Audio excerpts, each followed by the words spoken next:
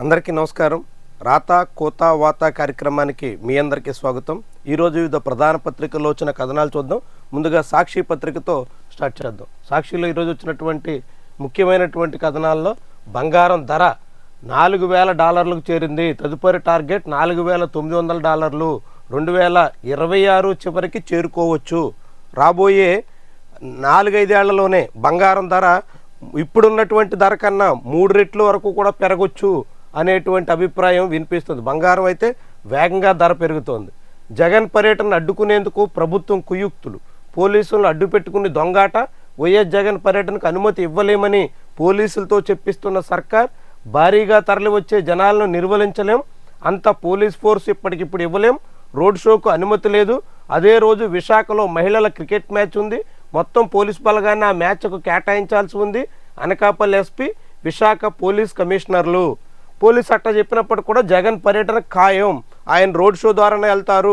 వైజాగ్ ఎయిర్పోర్ట్లో దిగి అక్కడి నుంచి 60 కిలోమీటర్ల దూరంలో ఉన్న మాకవరపాలెం దగ్గర ఉన్న మెడికల్ కాలేజీకి చేరుకుంటారు అంటూ వైఎస్ఆర్సీపీ చెబుతోంది. దాంతో ఒక్కసారిగా జగన్మోహన్ రెడ్డి పర్యటన చుట్టూ మరోసారి ఉత్కంఠ ఏర్పడింది. ఇప్పటికే జగన్మోహన్ రెడ్డి ఎక్కడ పర్యటనకి వెళ్ళినా పోలీసు ఆంక్షలు చాలా సాధారణంగా మారిపోతున్నాయి. ఆయన పర్యటనే సాగకూడదు అనేటువంటి స్థితిలో పోలీసు యంత్రాంగం కనిపిస్తోంది. 3 వాహనాలే వెళ్ళాలి, 50 మంది మాత్రమే వెళ్ళాలి, 100 మంది లోపు వెళ్ళాలి, అంతకు మించి ఎవరిని అనుమతించం, ఇట్లా రకరకాల కండిషన్లు పెట్టడం, ఆ తర్వాత చేతులు ఎత్తేయడం, ఏదైనా జరిగితే మళ్ళీ దానికి విపక్షమే కారణం అన్నట్టుగా నిందించడం, ఇదొక రొటీన్ ప్రాసెస్ అన్నట్టుగా మారిపోయింది. ఇప్పుడు నర్సీపట్నం ప్రభుత్వ మెడికల్ కాలేజీ సందర్శన కోసం వైఎస్ఆర్సీపీ అధ్యక్షుడు జగన్మోహన్ రెడ్డి పర్యటన మరోసారి అదే సీన్ని రిపీట్ చేస్తోంది. మరి ఇట్లా పోలీస్ యంత్రాంగం చేతులెత్తేస్తే భద్రత కల్పించలేం, ఒక నాయకుడు వస్తుంటే అతనికి అవసరమైనంత సెక్యూరిటీ మేము ఇవ్వలేం అని పోలీసులు చెప్తుండాన్ని ఎట్టా చూడాలి? అసలు పోలీస్ ఒక నాయకుడికి భద్రత ఇవ్వలేమని చెప్పే పరిస్థితి వచ్చిందంటే పోలీస్ యంత్రాంగం ఎంత నిర్వీర్యం అయిపోతున్నట్టు, ఎంత నిర్లక్ష్యంగా ఉంటున్నట్టు. చాలా విడ్డూరం. వాస్తవానికి ఇంతమంది జనం ఇక్కడ మాత్రం ఉండాలి, ఇంత మేరకు మాత్రమే అనుమతిస్తాం, ఇంతకు మించి మేము పర్మిషన్ ఇవ్వం అనడం వేరు. అసలు ఆయన రోడ్డు మార్గం ద్వారా వెళ్ళడానికే లేదు, రోడ్డు మార్గం ద్వారా వెళ్తే అనేక సమస్యలు వస్తాయి అని చెప్తున్నాను. నిన్న మొన్నటి వరకు హెలికాప్టర్కి అనుమతి ఇవ్వలేదు. నెల్లూరులో హెలీప్యాడ్ ఎక్కడ ఏర్పాటు చేసుకోవాలో అనుమతి లేక వాయిదా వేసుకోవాల్సి వచ్చింది. ఇప్పుడేమో హెలికాప్టర్కి పర్మిషన్ ఇస్తాం కానీ రోడ్డు మార్గాన్ని మాత్రం అనుమతించం అని చెప్తున్నారు. అంటే ప్రభుత్వం ఒకసారి జగన్మోహన్ రెడ్డి హెలికాప్టర్లో వస్తానంటే హెలిప్యాడ్కి అనుమతించం, రోడ్డు మార్గం అంటారు. జగన్మోహన్ రెడ్డి రోడ్డు మార్గాన్ని వస్తానంటే రోడ్డు మార్గం కాదు హెలికాప్టర్కి అనుమతి. అంటే ఎట్టా పర్యటన చేసిన అడ్డంకులు అయితే అనివార్యం, పర్మిషన్ అయితే పూర్తిగా ఉండవు, ఆంక్షల మధ్య సాగాల్సి ఉంటుంది. ఆంక్షలు అధిగమించారనేటువంటి పేరుతో కేసులు, ఇతర రకాల ఇబ్బందులు భరించక తప్పదు. ఇది ఇప్పుడు ఆంధ్రప్రదేశ్లో జరుగుతున్నటువంటి విషయం. రేపు జగన్మోహన్ రెడ్డి నర్సీపట్నం వెళ్ళబోతున్నారు. మేము ఖచ్చితంగా రోడ్డు మార్గానే వెళ్తామని వైఎస్ఆర్సీపీ చెప్తుంది. కుదరదు అని పోలీసు యంత్రాంగం అంటుంది. దీంతో ఇది ఎక్కడి వరకు దారితీస్తుందో చాలా ఉత్కంఠదైతే రేపే వ్యవహారం. ఇక మద్యం ఆదాయం బాబు మాఫియాకే. రీజనల్ కోఆర్డినేటర్లు, జిల్లా అధ్యక్షులు, పార్లమెంట్ నియోజకవర్గాల పరిశీలకుల సమావేశంలో మాజీ సీఎం వైఎస్ జగన్మోహన్ రెడ్డి మండిపాటు. మాఫియా వ్యవహారాల సరఫరా, విక్రయాలు, పెదబాబు చిన్నబాబు అండదండలతో ప్రాంతాల వారీగా ఫ్రాంచైజీలు. చాలా తీవ్రమైనటువంటి విషయం నడుస్తుంది ఆంధ్రప్రదేశ్లో. విషమే నడుస్తోంది. ఎందుకంటే లిక్కర్ పేరుతో కల్తీ మద్యం యథేచ్ఛగా సాగిపోతుంది. విజయవాడ లాంటి చంద్రబాబు నివాసానికి చేరువలో ఉన్న ప్రాంతంలోనూ కల్తీ మద్యమే. చంద్రబాబు నివాసానికి కరెక్ట్గా కృష్ణానదికి అటువైపు ఉండే భవానీపురంలో కల్తీ మద్యం అమ్మకాలు సాగిపోయాయి అని ఈరోజు ఈనాడు పత్రిక కూడా రాసింది. ఊరంతా నకిలీ మకిలీ అని హెడ్డింగ్ పెట్టి మొత్తం అన్ని చోట్ల కల్తీ మద్యం సరఫరా అయిపోయింది, జనం ప్రాణాలతో చెడుగుడు ఆడేసింది. ఎంత యథేచ్ఛగా నడుస్తుందో చూడండి. దాని మీద ఆయన చేసినటువంటి అదే సమయంలో ప్రైవేటుకి మెడికల్ కాలేజీలు అప్పగిస్తున్నటువంటి తీరు మీద వైఎస్ఆర్సీపీ కార్యాచరణకి పూనుకుంటుంది. రేపు జగన్మోహన్ రెడ్డి నర్సీపట్నం మెడికల్ కాలేజ్ సందర్శనతో ఈ కార్యక్రమం మొదలవుతుంది. ఆ తర్వాత గ్రామ, వార్డు స్థాయిలో రచ్చబండ, సంతకాల సేకరణ, జిల్లా స్థాయిలో నిరసనలు, గవర్నర్కి వినతి పత్రం అందించే కార్యక్రమం, ఇవన్నీ దశల వారీ ఆందోళనకి శ్రీకారం చుట్టింది. ఇక నకిలీ మద్యానికి 4 బలి. నరసరావుపేట, శ్రీ సత్యసాయి, నెల్లూరు జిల్లాల్లో ఘటనలు, అనుమానాస్పద మరణాలుగా కేసులు నమోదు. ఆంధ్రప్రదేశ్లో లిక్కర్ ఎంత కలకలం రేపుతుందో, కల్తీ మాఫియా ఎంత యథేచ్ఛగా చెలరేగిపోతుందో, ఎంతమంది ప్రాణాలు తీస్తుందో వరుస ఘటనలు మనకి వెలుగులోకి తీస్తున్నాయి. చాలా ఆందోళనకరమైనటువంటి పరిస్థితి. రాష్ట్రం అంతా నర్సీపట్నం, అనకాపల్లి, మచిలీపట్నం, బాపట్ల, విజయవాడ, మొలకలపల్లి ఇలా అనేక చోట్ల ఇప్పటికే కల్తీ మద్యం రాకెట్లు బయటపడ్డాయి. బయట పడకుండా నడుస్తున్నటువంటి దందా ఇంకెంత ఉందో, ఎంత కల్తీ మద్యం యథేచ్ఛగా జనాలతో తాగించేస్తున్నారో, ఎంతమంది ప్రాణాలతో చలగాటాలు ఆడేస్తున్నారో చాలా చాలా ఆందోళనకరమైనటువంటి పరిణామం. నిన్న ఒకేసారి 3 జిల్లాల పరిధిలో 4 ప్రాణాలు కోల్పోయినటువంటి, ఏకంగా లిక్కర్ తాగుతూ కుప్పకూలిపోయినటువంటి ఘటన అనంతపురం ఎంపీ బంధువుల లిక్కర్ షాప్లో జరిగింది. అంటే ఎలా నడుస్తుందో, ఎంత తీవ్రమైనటువంటి పరిస్థితులు ఉన్నాయో చూడొచ్చు. ఇక ఫిజిక్స్లో 3కి నోబెల్, క్వాంటమ్ మెకానిక్స్పై లోతైన పరిశోధనలకు గాను గుర్తింపు. అందులో జాన్ క్లార్క్, మార్టినిస్, మైకేల్ అనే శాస్త్రవేత్తలకి దక్కింది. హిమాచల్లో ఘోర ప్రమాదం, బిలాస్పూర్ వద్ద బస్సుపై విరుగుపడిన కొండ చర్యలు. టూరిస్ట్ బస్సు మీద కొండ చర్యలు పడడంతో అక్కడికక్కడే ప్రాణాలు కోల్పోయారు. డాల్ఫిన్ పేరెంటింగ్, పిల్లల పెంపకంలో కింగ్. పిల్లల పెంపుదలకి డాల్ఫిన్ ఒక కీలకమైనటువంటి పాత్ర పోషిస్తుంది. ఒక అనుభవం అనేక రకాల పాఠాలు నేర్పుతుంది అనే కథనం. రాజధానిలో మరో దోపిడీకి స్కెచ్, ప్రత్యేక ప్రాజెక్టుల కోసం ఎస్పీబీ ఏర్పాటు చేస్తూ సర్కారు ఉత్తర్వులు. పీపీపీ, ఈపీసీ, హైబ్రిడ్ యూనిటీ విధానంలో ఈ ప్రాజెక్టుల కాంట్రాక్టర్లకు అప్పగింత, కాంట్రాక్టర్లకు నేరుగా భూములు కేటాయింపు, ఆ భూములు తనఖా పెట్టి అప్పులు తెచ్చుకునే వెసులుబాటు, పన్నులు, యూజర్ ఛార్జీల రూపంలో ప్రజల నుంచి వసూలు చేయనున్న కాంట్రాక్టర్. అప్పటికే ఆ ప్రాజెక్టులో నష్టం వస్తే వీజీఎఫ్ కింద నిధులు ఇవ్వనున్న సర్కార్ ప్రత్యేక ప్రాజెక్టులను సన్నిహితులకు కట్టబెట్టి నీకింత నాకింత అని పంచుకోవడానికి ముఖ్య నేత ఎత్తులు. చంద్రబాబు నాయుడు అమరావతిలో మరొక క్విడ్ ప్రోకోకి పాల్పడుతున్నారు. వాస్తవానికి అమరావతి ప్రాజెక్టులో చంద్రబాబు ప్రణాళికలన్నీ బెడిసికొట్టాయి. ఆయన చేసిన ఎత్తులేమీ ఫలించలేదు. ఆయన చాలా చాలా గ్రాఫిక్స్ చూపించారు, చాలా జనాల్ని ఆశల ఊహల్లో ఊరేగించారు, కానీ అవేమీ నెరవేరలేదు. అమరావతి ఇప్పుడు జగన్మోహన్ రెడ్డి 5 ఏళ్ల పాలనలో అది పూర్తిగా నిర్లక్ష్యం చేశారు, నిర్వీర్యం చేశారు. ఆ 5 ఏళ్ళు పక్కన పెడితే ఇప్పటికీ చంద్రబాబు పాలనలో 7 ఏళ్ళు పూర్తవుతుంది. 7 ఏళ్ల పాలనలో అమరావతి ఎక్కడుందయ్యా అంటే ఇప్పటి వరకు ఒక్క శాశ్వత భవనాన్ని కూడా ప్రారంభించలేకపోయారు. ఆఖరికి సిఆర్డీఏ ఆఫీసును కూడా ప్రారంభించిన దాఖలాల్లో ఇప్పుడు మళ్ళీ ముహూర్తాలు సిద్ధం చేస్తున్నారు. అవుద్దో లేదో తెలియదు. అట్లా అమరావతి ఒక అగమ్య గోచరమైనటువంటి ప్రాజెక్టుగా మిగిలిపోతుంది. దాంతో ఇప్పుడు చంద్రబాబు నాయుడు మరొక వ్యవహారాన్ని తెర మీదకు తీసుకొచ్చారు. ఒకప్పుడు సింగపూర్కి ఇస్తాం, వాళ్ళు కోర్ క్యాపిటల్ నిర్మిస్తారు, సింగపూర్ స్టార్టప్ సిటీ వస్తుంది, సింగపూర్ కన్సార్షియం ద్వారా మొత్తం అభివృద్ధి అయిపోతుంది. ఇట్టా చెప్పినటువంటి చంద్రబాబు మొన్న సింగపూర్ వెళ్ళారు, ప్రయత్నం చేశారు, ఫలించలేదు. అదే సమయంలో కేంద్ర ప్రభుత్వం ద్వారా భారీగా అప్పులు వస్తాయని ఆశించారు. వరల్డ్ బ్యాంకు, ఏడీబీ అప్పులు ఇవ్వడానికి ఒప్పుకున్నా అది కూడా దశల వారీగా వస్తుంది. ఆ అప్పులు కూడా ఎప్పటికి వస్తాయో తెలీదు. దాంతో అమరావతి ప్రాజెక్టు అగమ్య గోచరంగా మారిపోతుంది. ఇప్పుడు అమరావతిలో కొత్త ఎత్తుగడ ప్రకారంగా ఇక ప్రభుత్వం భూముల అమ్మకం, తనఖా పెట్టడం, దీనికన్నా భూములన్నీ కాంట్రాక్టులకు ఇచ్చేస్తున్నారు. భూములు కొన్ని సంస్థలకి కేటాయించేస్తారు. ఒక ప్రాజెక్ట్ ఒక్కొక్కరికి, ఇంటర్నేషనల్ ఎయిర్పోర్ట్ ఒకరికి, అదేవిధంగా నీరుకొండలో ఎన్టీఆర్ విగ్రహం ఏర్పాటు ఒకరికి, ఇట్లా కాంట్రాక్టులు ఇచ్చేస్తారు. కాంట్రాక్టర్లకి భూములు అప్పగిస్తారు. ఆ భూముల్ని కాంట్రాక్టర్లు తనఖా పెట్టుకుంటారా, లీజుకి ఇస్తారా, మరో రూపంలో చేసుకుంటారా, ఎట్టయినా సంపాదించుకోవచ్చు. ఆ కాంట్రాక్టర్లు ఆ పని పూర్తి చేయడమే లక్ష్యం. అంటే ఇప్పటివరకు చెప్పిన సిఆర్డీఏ నిర్మాణాలు చేస్తుంది, అమరావతి డెవలప్మెంట్ కార్పొరేషన్ అభివృద్ధి చేస్తుంది, ఇవన్నీ పక్కకు పోయినాయి. ఇప్పుడు సిఆర్డీఏ, అమరావతి డెవలప్మెంట్ కార్పొరేషన్కు తోడు మరొక కొత్త సంస్థను తెర మీదకు తెస్తున్నారు. ఈ సంస్థ పేరుతో అమరావతి రైతుల్ని సేకరించిన భూములు ఆయా కాంట్రాక్టర్లకు అప్పగిస్తారు. ఆ కాంట్రాక్టర్లు భూములు కొల్లగొడతారా, అమ్ముకుంటారా, ఇంకేం చేస్తారో ఏదైనా చేస్తారు. ఆ చేసినటువంటి వాళ్ళు ఆ భూములు తనఖా పెట్టగా, లీజుకి ఇవ్వగా వచ్చినటువంటి డబ్బులతో ఇప్పుడు అభివృద్ధి చేస్తారు. ఇది తాజాగా చంద్రబాబు చేస్తున్నటువంటి కొత్త ప్రణాళిక. మరి ఇదైనా నడుస్తుందా? ఇప్పుడు కాంట్రాక్టర్లు పనులు మొదలెట్టిన తర్వాత భూములు అప్పగిస్తారు. ఆ భూములు వాళ్ళు లీజుకి ఇచ్చుకుంటారు, బ్యాంకుల్లో తనఖా పెట్టుకుంటారు. ఆ భూముల ద్వారా డబ్బులు తీసుకొచ్చి ఈ ప్రాజెక్ట్ అభివృద్ధి చేస్తారని చెప్తున్నారు. ఒకవేళ కాంట్రాక్టర్కి నష్టం వస్తే వీజీఎఫ్ అంటే వైబిలిటీ గ్యాప్ ఫండింగ్ ద్వారా మళ్ళీ రాష్ట్ర ప్రభుత్వమే సర్దుబాటు చేస్తుందంట. మరి రాష్ట్ర ప్రభుత్వం సర్దుబాటు చేయాల్సిన పరిస్థితి వస్తే రాష్ట్ర ప్రభుత్వమే నిర్మాణం చేయొచ్చు కదా. అంటే నష్టం వస్తే రాష్ట్ర ప్రభుత్వానికి, లాభం వస్తే కాంట్రాక్టర్ది.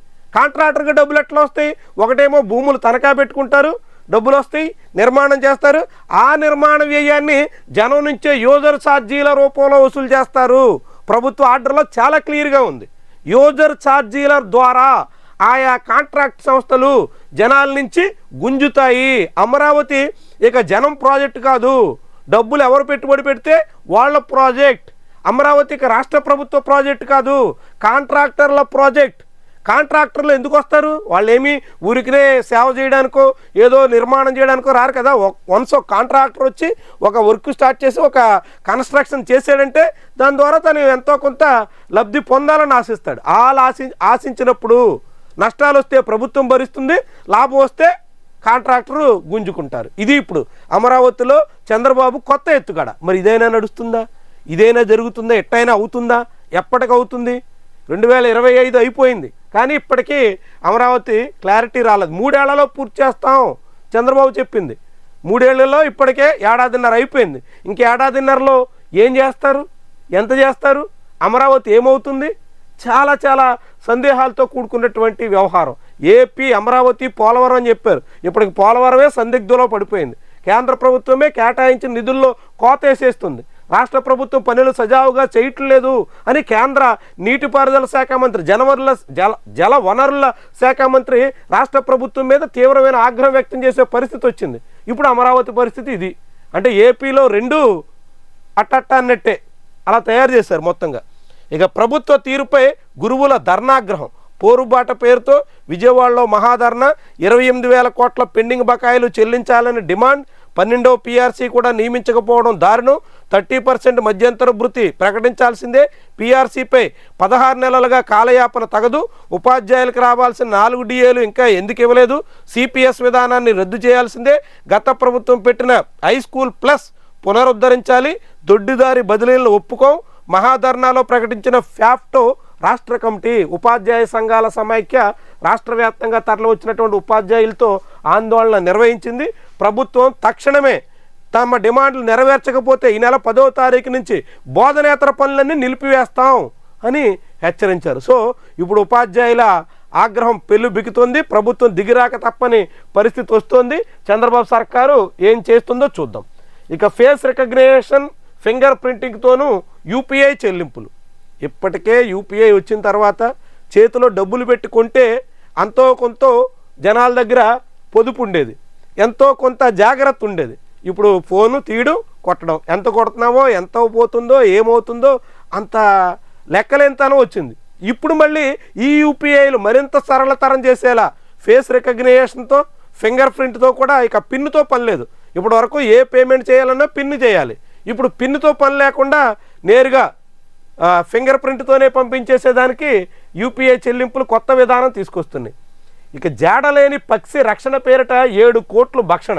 విద్యుత్ శాఖ అధికారులు ఎంత వింతగా విడ్డూరంగా సాగుతున్నారో ఇదొక ఉదాహరణ. చూడండి, విద్యుత్ శాఖలో అరుదైన అవినీతి. అంతరిస్తున్న అరుదైన పక్షి బట్టమేక. రోళ్లపాడులో 3.5 ఏళ్ల క్రితం దాని జాడ దొరికింది. ప్రస్తుతం అవి లేవని WII నిర్ధారించింది. అయినా వాటి రక్షణ పేరుతో టెండర్లు పిలిచారు. హెచ్టీ తీగలకు డైవర్షన్లు ఏర్పాటు. బట్టమేక అనే పక్షి చాలా అరుదైన పక్షి కాబట్టి దాన్ని కాపాడుతున్నాం అనే పేరుతో 7 కోట్ల రూపాయలు వెచ్చిస్తున్నారంట. అసలు లేని పక్షి కోసం ఖర్చు చేయడం ద్వారా ఆ కోట్లు ఎట్లా బుక్కేస్తున్నారో, ఎట్లా భక్షణ నడుస్తుందో ఆంధ్రజ్యోతి బయటపెట్టింది. ఎంత విడ్డూరమైనటువంటి అవినీతి జరుగుతుందో చూడండి. ఇక మకిలీ చరిత్ర మరిచి నకిలీ మద్యంపై జగన్ రాజకీయం. వాస్తవానికి ములకలపల్లిలో దొరికినటువంటి లిక్కర్ దందా, కల్తీ మాఫియా, ఈ లిక్కర్ రాకెట్, ఈ ఉదంతాన్ని వైఎస్ఆర్సీపీ మెడకు చుట్టాలని ఆంధ్రజ్యోతి చాలా చాలా తీవ్రంగా ప్రయత్నం చేసింది. కానీ ఆ ప్రయత్నం బెడిసికొట్టింది. ఎందుకంటే జనాలు మరీ ఆంధ్రజ్యోతి అనుకున్నంత అమాయకులు ఏం కాదు కాబట్టి. దాంతో ఇప్పుడు కల్తీ మద్యం ఇప్పుడే కాదు, జగన్మోహన్ రెడ్డి హయాంలోనూ కూడా ఉంది. జగన్మోహన్ రెడ్డి హయాంలో అనేక ఘటనలు జరిగాయి. తాడేపల్లిగూడులో 3 మంది ప్రాణాలు కోల్పోయారు.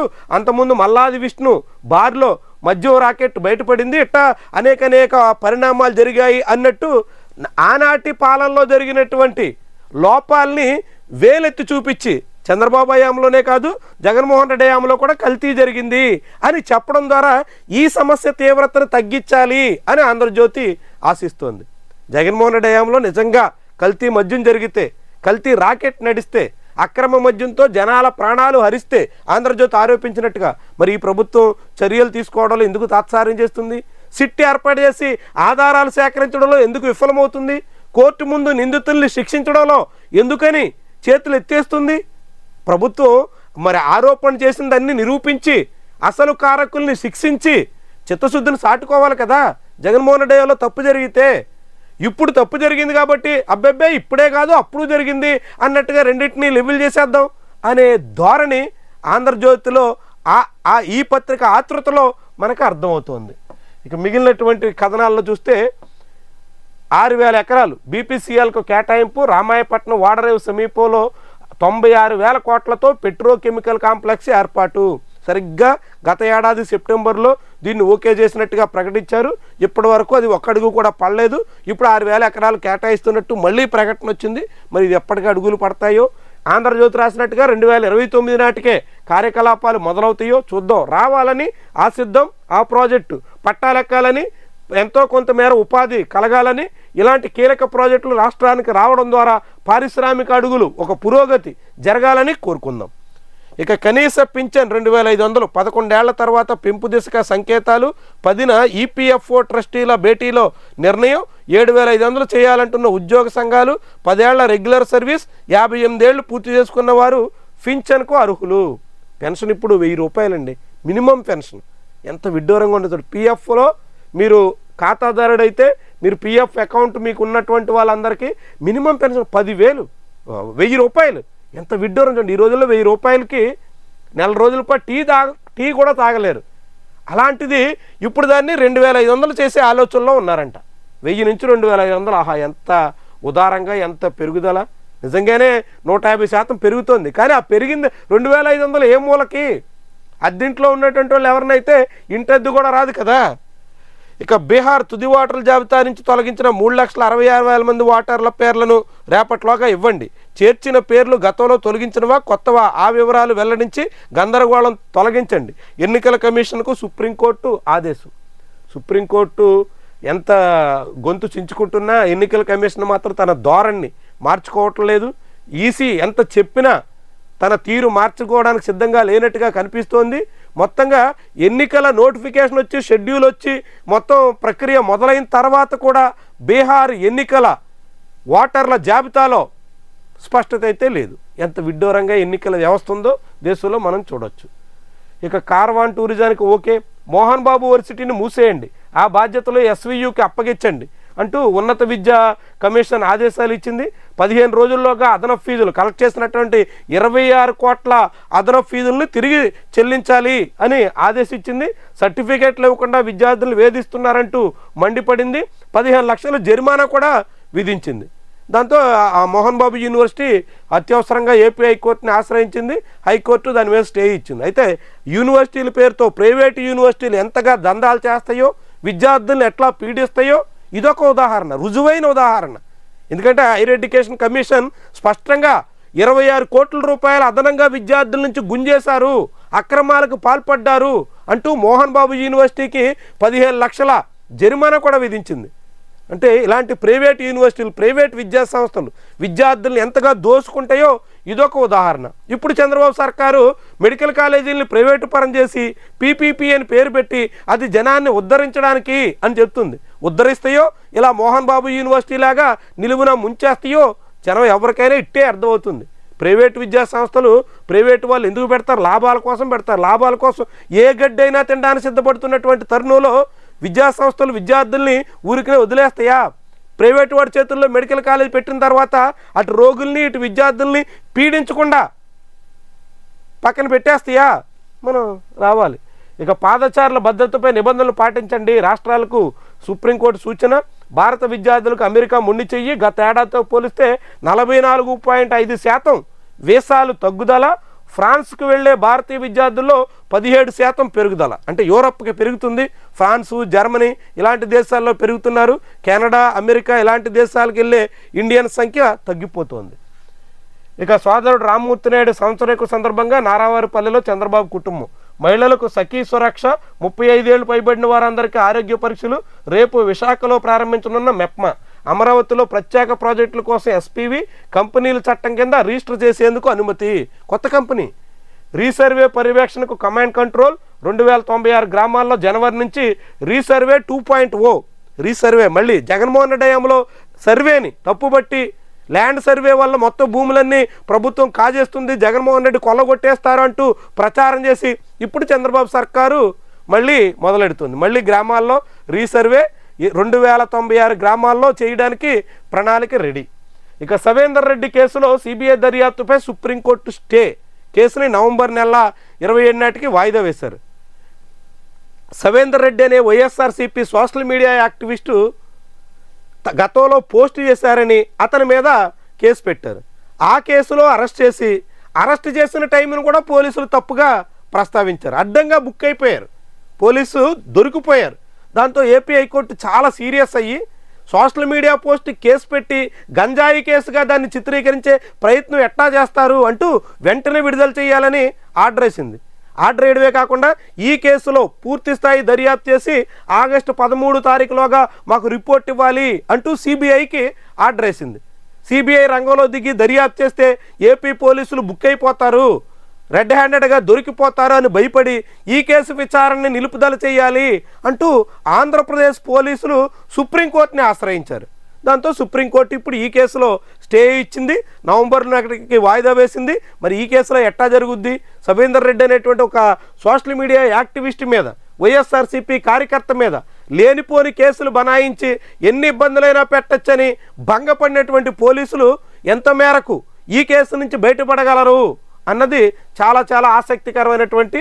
పరిణామం ఇక ఈనాడు పత్రికలో మనం చూస్తే విశాఖకు రైడెన్ 1000 మెగావాట్ల ఏఐ డేటా సెంటర్ ఏర్పాటుకు గూగుల్ అనుబంధ సంస్థ ప్రతిపాదన 87,000 కోట్ల పెట్టుబడులు ప్రోత్సాహకాలపై ప్రభుత్వంతో సంప్రదింపులు రైడెన్ అనే సంస్థ వాస్తవానికి ఈ గూగుల్ డేటా సెంటర్ల కారణంగా అనేక రకాల సమస్యలు వస్తాయి అనేది ప్రపంచవ్యాప్తంగా ఉన్న అనుభవం అలాంటి డేటా సెంటర్ని ఇప్పుడు వైజాగ్లో పెట్టే ప్రయత్నంలో ఉన్నారు రైడెన్ అనే సంస్థ పెడుతుంది గూగుల్ కాదు గూగుల్ అనుబంధ సంస్థ పేరుతో పెడుతున్నారు అన్నట్టుగా ఈనాడు రాస్తుంది మరి ఇది ఎంత మేరకు పట్టాలెక్కుతుందో చూద్దాం ఇక మిగిలినటువంటి నమో 25 ఏళ్ళు మోదీ అధికారాన్ని చేపట్టంటే ముఖ్యమంత్రిగా బాధ్యతలు స్వీకరించి 25 ఏళ్ళు అయింది అయితే ఆయన ముఖ్యమంత్రిగా కాకుంటే ప్రధానమంత్రిగా సగం కాలం సీఎం సగం కాలం పీఎంగా ఆయన 25 ఏళ్ళు నింపుకున్నారు అనే కథను ఇక్కడ చూడొచ్చు వైభవంగా పైడితల్లి అమ్మవారి సిరిమానోత్సవం జరిగింది తరలి వచ్చిన 4 లక్షల మంది భక్తులు విజయనగరంలో ఉత్తరాంధ్ర ఇలవేల్పుగా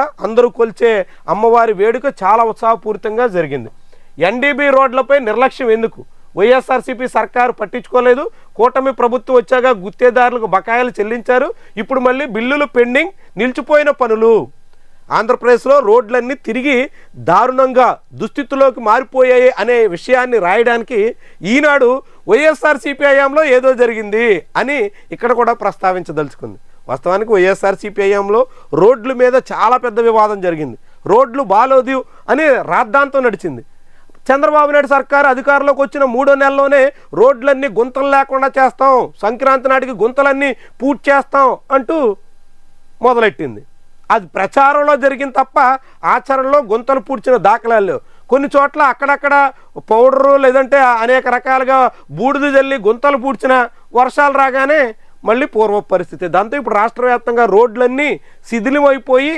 సామాన్యులు చితికిపోవాల్సి వస్తుంది చాలా అవస్థలు పడాల్సి వస్తుంది రోడ్లు చాలా దారుణంగా ఉన్నాయి అనే అభిప్రాయంతో జనం రోడ్లెక్కి ఆందోళన చేస్తున్నారు ఇక భీమిలి నర్సీపట్నం రోడ్డు అయితే ఏకంగా చోడవరంలో కోర్టు సిఎస్ని కోర్టు ముందు హాజరవ్వాలి అంటూ ఆర్డర్ ఇచ్చింది కాంట్రాక్ట్లు ఇచ్చి రోడ్డు ఎందుకు బాగు చేయరు రోడ్డు నిర్మాణం ఎందుకు చేయరంటూ కోర్టు ఆంధ్రప్రదేశ్ రాష్ట్ర ప్రభుత్వ చీఫ్ సెక్రటరీకి నోటీసులు ఇచ్చింది కోర్టులో హాజరు కావాలని ఇక అనేక చోట్ల రోడ్ల పరిస్థితి అత్యంత దయనీయంగా ఉంది దానికి కాంట్రాక్టులకు బిల్లులు చెల్లించకపోవడమే కారణం అన్నది అసలు విషయం అయితే వైఎస్ఆర్సీపీ హయాంలో కూడా ఇలాగే జరిగింది అని ప్రస్తావించడం ద్వారా ఇందులో పెద్ద మార్పు లేదు అప్పుడు ఇప్పుడు ఒకటే అని చెప్పడానికి ఈనాడు ప్రయత్నం చేస్తున్నారు అప్పుడు ఇప్పుడు ఒకటే అయితే చంద్రబాబు ఫెయిల్ అయినట్టే కదా చంద్రబాబు గోతులు లేకుండా రోడ్లు మారుస్తాం అని మాట తప్పినట్టే కదా జగన్మోహన్ రెడ్డి రోడ్లు బాగు చేయడంలో విఫలమయ్యారు అంటూ చేసినటువంటి ప్రచారం తప్పన్నట్టే కదా. అంటే ఆనాడు ప్రచారం చేసి ఈనాడు చేతులు దులిపేసుకుంటున్న చంద్రబాబు సర్కారు వైఫల్యాన్ని ఎండగట్టలేక ఇలాంటి కవరప్ ఈనాడు చేస్తున్నట్టుగా మనం భావించాల్సి ఉంటుంది. ఆదిలాబాద్ జిల్లాలో కోరలు చేస్తున్న క్యాన్సర్, చెవిరెడ్డి మోహిత్ రెడ్డికి హైకోర్టులో ఎదురుదెబ్బ, మద్యం కేసులో ముందస్తు బెయిల్ పిటిషన్ కొట్టివేత, రేపో మాపో ఆయన అరెస్ట్ అయ్యే అవకాశం ఉంటుంది, బెయిల్ దక్కలేదు కాబట్టి. ఇక స్వయం సహాయక సంఘాల మహిళల కోసం 2 కొత్త పథకాలు, ఆరోగ్య సంరక్షణ, ఆర్థికంగా రక్షణ. ఇందాక మనం మాట్లాడుకున్నటువంటి మెప్మా ఇది 50-50 బీహార్లో సీట్ల పంపిణీ, జేడీయూ బీజేపీ మధ్య 50-50 పంచుకున్నారు. కానీ ఇదే బీహార్లో చిరాగ్ పాస్వాన్ పార్టీకి సంబంధించినటువంటి ఎల్జేపీకి సీట్ల విషయంలో ఇంకా కుస్తీ నడుస్తుంది. అటు అధికార కూటమి ఎన్డీఏలో, ఇటు విపక్ష కూటమి మహాగఠబంధన్లో సీట్ల పంపకం అయితే కొలిక్కి రాలేదు. ఇరు కూటముల్లోనూ కొట్లాట అయితే నడుస్తుంది. చిరాగ్ పాస్వాన్ ఇప్పుడు నేరుగా ప్రశాంత్ కిషోర్తో చేతులు కలుపుతున్నారు అన్నట్టుగా కథనాలు కూడా వస్తున్నాయి. దాంతో మరి వాళ్ళు ఎంత చేస్తారు, ఏం చేయగలరు, ఇవన్నీ కూడా చాలా కీలకమైనటువంటి వ్యవహారం. హద్దుల్లేని అద్దేపల్లి కల్తీ మద్యం కేసులో A1 జనార్దన్ వ్యాపారాలపై ఫోకస్.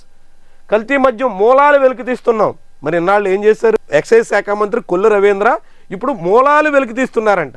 మరి మూలాలు వెలికి తీయడానికి ఏడాదిన్నర ఎందుకు పట్టింది? ఎందుకని ఏడాదిన్నరగా జనాలతో కల్తీ మద్యం తాగించి ప్రజల ప్రాణాలరించే పరిస్థితి వచ్చింది? ఇన్నాళ్ళు ఎవరు అడ్డుకున్నారు? ఇప్పుడు బయటపడిన తర్వాత, రాకెట్ గుట్టు రట్టయిన తర్వాత ఇప్పుడేదో హంగామా చేసి మూలాలు తీస్తాం, ఇంకేదో చేస్తాం అని చెప్పి ఈ కేసుని నీరుగార్చడం, కొన్నాళ్ల పాటు కాలయాపన చేయడం, ఈ తతంగం ఎందుకు? చాలా విడ్డూరంగా ఈ వ్యవహారం కనిపిస్తుంది. ఈ సేమ్ అదే రీతిలో ఉప్పాడ మత్స్యకార సమస్యల పరిష్కారానికి కమిటీ ఏర్పాటు. పవన్ కళ్యాణ్ స్వయంగా నేను వచ్చి పరిశీలించి మీ డిమాండ్లను పరిష్కరిస్తాను అని పవన్ కళ్యాణ్ చెప్పారు 15 రోజుల నాడు. స్వయంగా ఆయనే వస్తారు. అసెంబ్లీ సమావేశాలు ఉన్నాయి కాబట్టి, ఆరోగ్యం బాగాలేదు కాబట్టి లేట్ అవుతుంది, నేనే వచ్చి చూస్తాను అని ఆయన చెప్పారు. కానీ ఇప్పటికే ఆయన తన సొంత నియోజకవర్గం పిఠాపురం వెళ్ళడానికి మొక్కం చాటేస్తున్నారు. కానీ ఇప్పుడు కమిటీ వేశారట, అధికారులతో కమిటీ వేశారంట, వాళ్ళు పరిశీలిస్తారట, పరిశీలించి పరిష్కార మార్గాలు అన్వేషిస్తారట, అన్వేషించి రిపోర్ట్ ఇస్తారట, రిపోర్ట్ ఇచ్చిన తర్వాత సమస్య పరిష్కారం కోసం ప్రయత్నం చేస్తారట. ఇది సమస్య చాలా క్లియర్. పొల్యూటెడ్ కంపెనీలు రసాయనాలు నేరుగా సముద్రంలోకి వదిలేయడం వల్ల అటు దివీస్ ఇటు అరబిందో ఇలాంటి కంపెనీలు వదులుతున్నటువంటి కాలుష్యంతో చేపల ఉత్పత్తి తగ్గిపోతుంది, మత్స్యకారులకు సంపద కోల్పోయే పరిస్థితి వచ్చింది, వాళ్ళకి వేటాడే అవకాశం లేక ఆర్థికంగా చితికిపోవాల్సిన దుస్థితి వచ్చింది. ఈ సమస్య మీద మత్స్యకారులు ఆందోళనలో ఉన్నారు. ఈ సమస్య కోసం ఇప్పుడు మళ్ళీ ఒక కమిటీ వేసి, కమిటీ అధికారులు పరిశీలించి ఏదో చేస్తామని పవన్ కళ్యాణ్ చెప్పడం అంటే నాంచి వేసి ఆందోళన నీరుగార్చి ప్రజల్ని పక్కదారి పట్టించే యోచనలో ఉన్నట్టు మనం భావించాలి. ఎందుకంటే ఇదే పవన్ కళ్యాణ్ కొవ్వూరులో తన పార్టీకి సంబంధించి టీవీ రామారావు సస్పెన్షన్ చేస్తే చాలా పెద్ద ఆందోళన జరిగింది. ఆ ఆందోళన మీద ఒక కమిటీ వేస్తున్నాం అంటూ శివశంకర్ని కొవ్వూరు పంపించారు. శివశంకర్ కమిటీ వారంలోగా రిపోర్ట్ ఇస్తుంది, దానికి అనుగుణంగా చర్యలు తీసుకుంటాం అని చెప్పారు. 2 నెలలు అవుతుంది. ఏమైనా చర్యలు తీసుకున్నారా? ఆ కమిటీ ఏమైనా రిపోర్ట్ ఇచ్చిందా? ఆ రిపోర్ట్లో ఏమైనా ఫైండింగ్స్ ఉన్నాయా? ఆ ఫైండింగ్స్ ఆధారంగా నెక్స్ట్ యాక్షన్లోకి వెళ్ళారా? ఎవరికీ తెలియదు. అంటే అప్పటికప్పుడు వచ్చే ప్రజాగ్రహాన్ని చల్లార్చడానికి కమిటీల పేరుతో కాలయాపన చేస్తారు అనడానికి స్వయంగా జనసేన పార్టీ కార్యకర్తలదే ఒక అనుభవం. ఇక సామాన్య ఉప్పాడ మత్స్యకారుల్ని ఈ ప్రభుత్వం ఖాతరు చేస్తుందని, వాళ్ళ సమస్యలు పరిష్కరిస్తుందని, ఆ సమస్యల పరిష్కారం కోసమే ఈ కమిటీ ఏర్పాటు చేశారని జనం నమ్మాలా? ఇక ICC player of the month award రేసులో అభిషేక్, కుల్దీప్, మందన. అభిషేక్, కుల్దీప్ ఇద్దరు ఆసియా కప్పు టోర్నీలో చెలరేగిపోయారు. మందాన అంతకుముందు ఆస్ట్రేలియాతో జరిగిన సిరీస్లో వరుసగా 2 మ్యాచ్ల్లో 2 సెంచరీలు చేసి రాణించారు. సో వీళ్ళు ముగ్గురులో ఎవరో ఒకరికి ICC cricketer of the month September 2025 దక్కే అవకాశం ఉంది. సమస్యల పరిష్కారం కోసం కథం తొక్కిన ఉపాధ్యాయులు, దేశ భద్రతను పణంగా పెట్టి 80 కోట్ల కోసం అదానీ గ్రూప్ కక్కుర్తిపడింది. క్షిపణి భాగాల లెక్కల్లో గోల్మాల్, డిఆర్ఐ విచారణలో వెలుగులోకి రాయిటర్స్ వెల్లడి.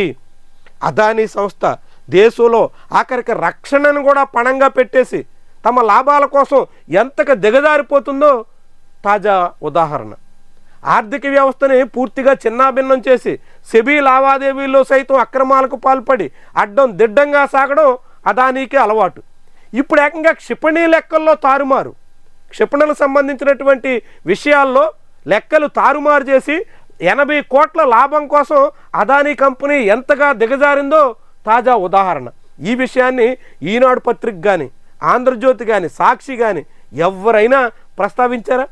ప్రజాశక్తి పత్రికలో మాత్రమే ఈ ఉదంతం వచ్చింది. రాయిటర్స్ ఇచ్చిందంటే అన్ని పత్రికలుగా అందరికీ వార్త తెలుస్తుంది. కానీ అదానీ మీద వార్త రాయడానికి ఆ పత్రికలన్నీ ఏమనాలి దీన్ని? ఏకంగా దేశ రక్షణకు సంబంధించినటువంటి క్షిపణుల తయారీలో ఆ లెక్కల్లో తారుమారు చేసి కోట్లు కొల్లగొట్టే ఒక లాభాల వేట అదానీ ఆట సాగుతుంటే దాన్ని బట్టబయలు అయిన తర్వాత కూడా కప్పిపుచ్చడానికి మీడియా ఎంతగా తపన పడుతుందో, ఎంతగా ప్రయత్నం చేస్తుందో ఈ ఉదంతం మనకు చాటుతుంది. అంటే దేశ రక్షణ కూడా మోదీ అదానీ బ్యాచ్, మోదాని అంటూ చాలామంది పేర్లు కూడా పెట్టి పిలుస్తూ ఉంటారు. ఈ బ్యాచ్ ఎంతగా దిగజారు చేస్తుందో, తమ లాభాలే పరమావధిగా ఎక్కడికైనా తెగిస్తుందో చాటుతున్నటువంటి విషయం ఇది. ఎంత ప్రమాదకరం చూడండి, ఎంత కీలకమైనటువంటి విషయం. దేశ రక్షణ యుద్ధానికి వెళ్లాల్సినటువంటి సమయంలో క్షిపణుల లెక్కల్లో తేడాలు వస్తే రక్షణ బృందాలు, రక్షణ వర్గాలు ఏం కావాలి? అప్పుడు యుద్ధంలో ఉన్నటువంటి సైన్యం ఏమవుతుంది? ప్రత్యర్థితో తలపడుతున్నప్పుడు ఎలాంటి ప్రమాదకరమైనటువంటి పరిణామాలు ఎదుర్కోవాల్సి వస్తుంది. అయినా సరే మా లాభాలే ముఖ్యం, లాభాల కోసం ఎంతైనా చేస్తాం, దేనికైనా దిగజారుతాం అని అదానీ చాటుతుంటే ఆ విషయాన్ని కూడా వెల్లడించడానికి మీడియాకి ఎంత దీనమైనటువంటి స్థితిలో భారతదేశంలో మీడియా పరిస్థితి దిగజారుతుందో, కార్పొరేట్ కబంధ హస్తాల్లో చిక్కుకుని ఎంతటిగైనా తెగించే పరిస్థితులు వస్తున్నాయో చూడండి. పిడుగుపాటుకు 3 వలస కార్మికుల మృతి. 15వ తారీఖున మోదీ పర్యటనకు నిరసనగా కర్నూలులో ఆందోళనకు లెఫ్ట్ పార్టీలు సిద్ధం. కార్పొరేట్ల చేతిలో 25,000 కోట్ల విలువైన భూములు. ఒక్క నెల్లూరు జిల్లాలో 60,000 ఎకరాల భూమి కేటాయిస్తే అందులో మొత్తం ఇప్పటి వరకు ఉపయోగంలో లేకుండా పోయినవి 50,000 ఎకరాలు. అంటే ఒక సంస్థకి భూములు కేటాయించిన తర్వాత అందులో 80% భూములు ఎటువంటి ప్రయోజనం దక్కట్లేదు. పరిశ్రమలు పెడతామని చెప్పి భూములు తీసుకున్నటువంటి వాళ్ళు అందులో పరిశ్రమలు పెట్టకుండా ఆ భూముల్ని ఇతర చోట్ల తనఖాలు ఎట్టుకుని డబ్బులు తెచ్చుకుని కార్పొరేట్లు ఇతర కంపెనీల్లో పెట్టుబడులుగా వాడుకోవడం తప్ప భూములు దక్కించుకున్నటువంటి వాళ్ళు పరిశ్రమలు పెడుతున్న దాఖలాలు లేవు. నెల్లూరు జిల్లా ఉదాహరణ ఇది. 60,000 ఎకరాలు భూములు కేటాయిస్తే గడిచిన కొన్నేళ్లలో అందులో కేవలం 10,000 ఎకరాల్లో మాత్రమే యాక్టివిటీ నడుస్తుంది. అందులో కూడా కృష్ణపట్నం లాంటి పోర్టు ఉంటుంది. ఇక మిగిలినటువంటి 50,000 ఎకరాలు ఆయా సంస్థలు ఎంతగా తెగించి దుర్వినియోగం చేస్తున్నాయో ఈ పత్రికలో వచ్చినటువంటి కథనం మనకి చాటుతుంది. ఇవి ఈరోజు వివిధ పత్రికల్లో వచ్చిన ముఖ్యమైన కథనాలు. ఆ కథనాల వెనక అసలు కథలు, వార్తల వెనక వాస్తవాలు. ప్రతిరోజు ఇదే రీతిలో రాత కోత వాత పేరుతో మనం ఉదయం 8 గంటల నుంచే ఈ విశ్లేషణ కార్యక్రమం నిర్వహిస్తున్నాం. ఖచ్చితంగా ఫాలో అవ్వండి.